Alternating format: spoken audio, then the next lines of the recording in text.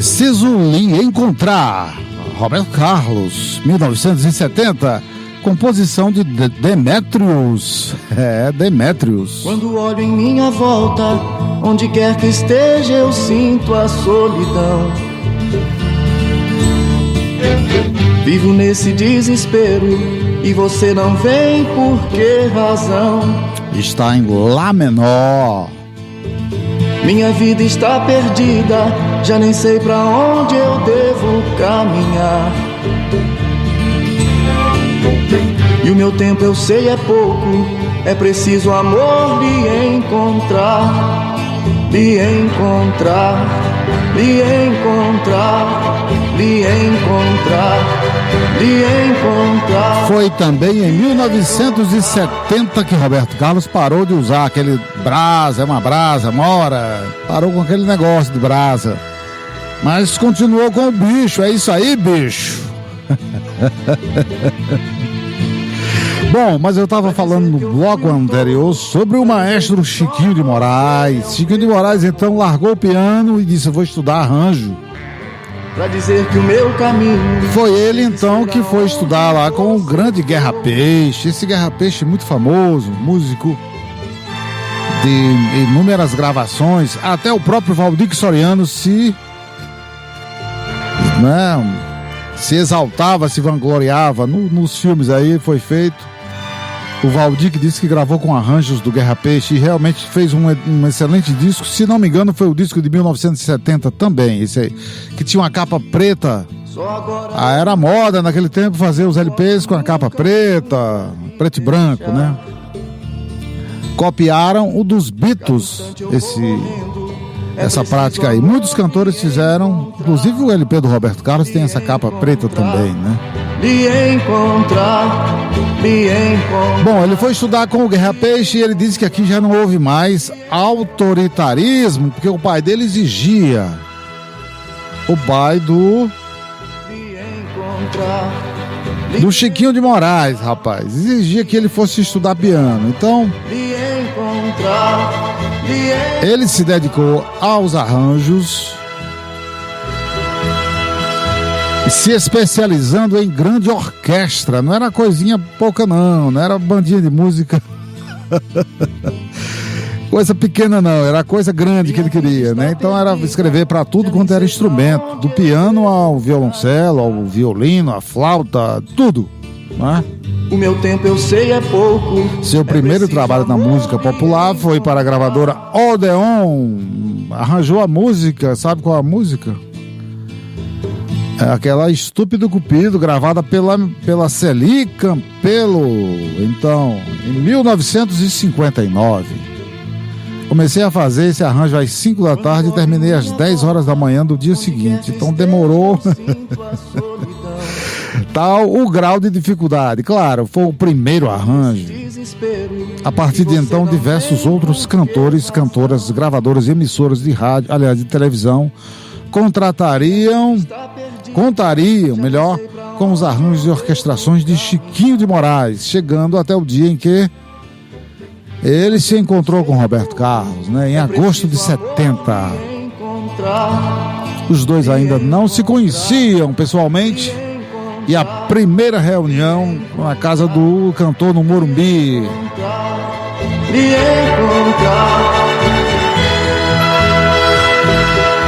E é interessante aqui o que fala o Chiquinho, porque a primeira vez ele foi lá com o Ronaldo Boscoli, na primeira reunião com o Roberto e tal, e depois ele foi só e pediu pro Roberto cantar o violão, né? Pra dizer que o meu caminho... as canções do show. Ele ia anotando lá o título, o tom, as modulações e de olho nas particularidades do artista, porque o cara que realmente faz arranjo, ele tem que saber conhecer um pouco da história do intérprete, né? Olha o que ele diz aqui. Nós conversamos bastante na casa dele porque eu entendia que precisava ter maior contato com o Roberto, saber o que ele pensava das coisas, senti-lo. Porque existem infinitas formas de se orquestrar uma música e são pequenos detalhes que formam um contexto. Ainda sou absolutamente defensor da música artesanal. Lamento o arranjador que pega uma música e manda bala, como numa linha de montagem. Eu gosto de saber com que emoção o intérprete está cantando aquilo. Quando é que ele altera a voz, quando diz determinada frase. E quanto mais o maestro souber dos segredos do cantor, tanto mais ele vai poder puxar pela emoção. Por exemplo, ao descobrir que o cantor gosta de tal timbre, o maestro tem que colocar esse timbre e num lugar estratégico para ele suspirar. Então, nas conversas que tive com o Roberto, fui aos poucos percebendo todas essas coisas, todos esses detalhes. Então, aí as palavras do Chiquinho de Moraes, muito interessante mesmo, viu? Preciso lhe encontrar, está em Lá menor e é composição do Demetrius, LP de 1970 do Roberto Carlos. Quando olho em minha volta, onde quer que esteja eu sinto a solidão. Bom, o Chiquinho de Moraes ficou até namorando uma das empregadas lá do que tomava das babás, que tomava de conta dos filhos do Roberto, né? Não. Na sequência, Chiquinho de Moraes se apresentou aos músicos do RC7, o conjuntão do Roberto. E o meu tempo eu sei é pouco. E pediu para eles fazer uma demonstração para ele testar a acústica, mais que nada, ele estava de olho, era na execução, ele estava querendo saber aqui, ó, que a acústica que nada, eu queria saber a força de cada um deles no seu instrumento, né? E dando uma de distraído, ouvi atentamente cada integrante da banda do Roberto Carlos, aqueles músicos que estavam com ele há muito tempo, né? Um deles logo lhe chamaria a atenção, o pianista Antônio Vanderlei, com 29 anos. Esse Vanderlei era versátil, viu? Era o que gostava de fazer as harmonias sofisticadas e tal, e o Evandro dizia, não, para com isso aí, faz tudo quadradinho mesmo e tal.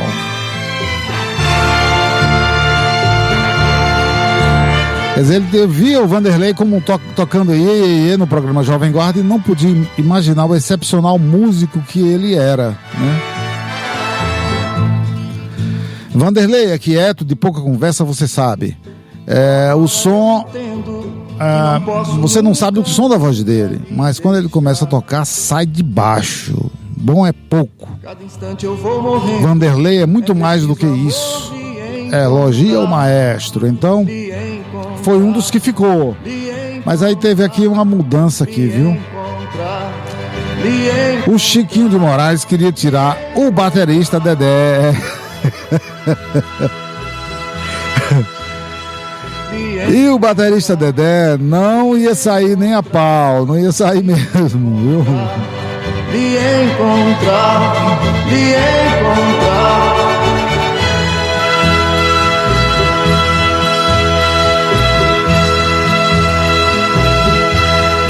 Bom, aí diz aqui o seguinte, ó. Eles sabiam fazer aquela batida do iê, mas eu estava preparando um espetáculo na levada das big bands norte-americanas, aquela coisa de Sinatra mesmo, né?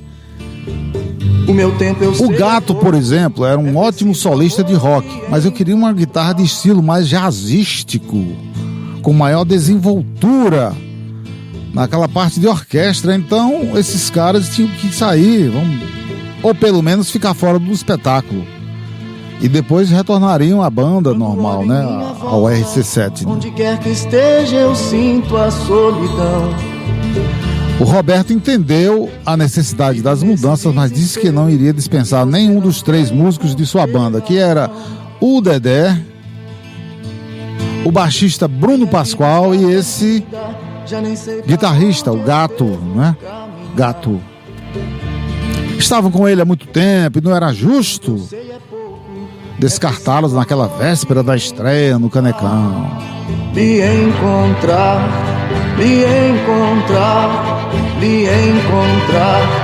lhe encontrar, lhe encontrar. O baterista Dedé, né, explicou que podia ser ótimo para tocar em clubes, em ginásios, auditórios de TV, mas não tinha técnica nem cancha para segurar um espetáculo daquele porte num palco como o do Canecão. Era necessário um baterista com experiência em orquestra, de levada jazzística, e Chiquinho de Moraes já tinha até escolhido um para a função. Quem era esse cara, rapaz? O renomado Wilson das Neves.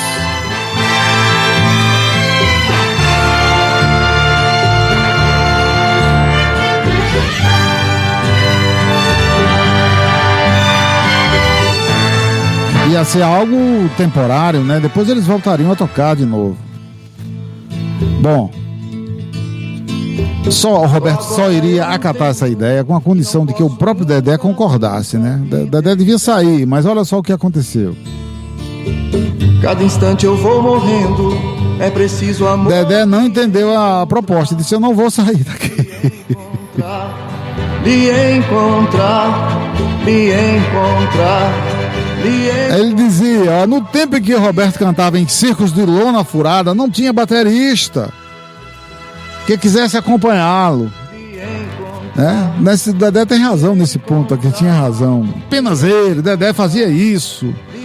Porque agora, na véspera da grande temporada no Canecão, aparecia um time inteiro de bateristas querendo tocar com Roberto Carlos. Por quê?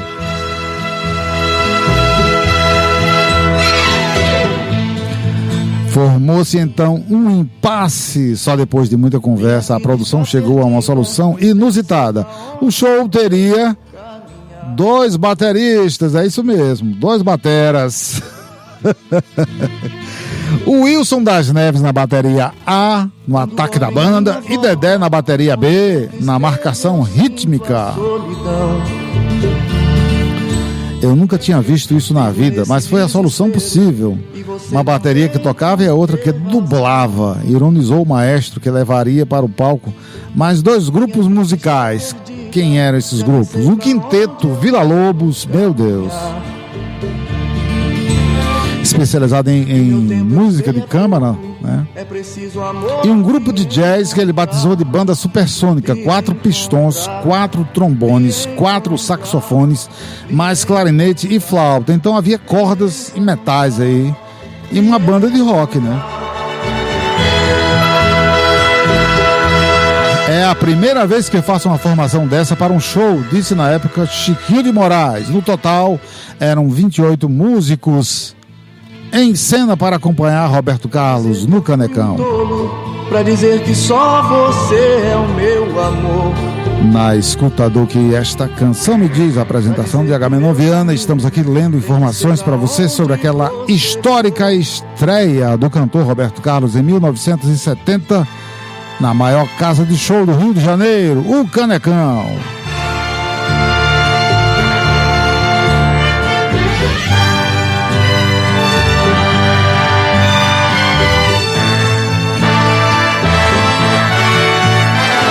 Eu vou entrar agora no assunto curioso demais.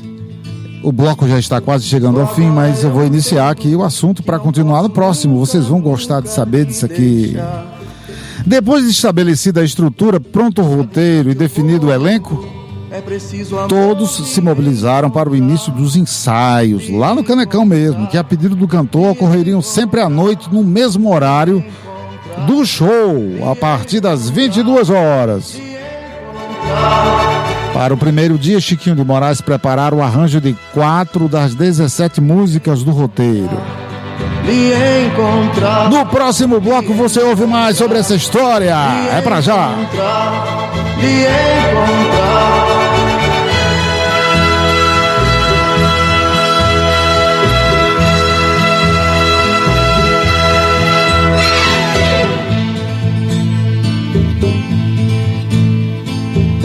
Minha vida está perdida, já nem sei pra onde eu devo caminhar.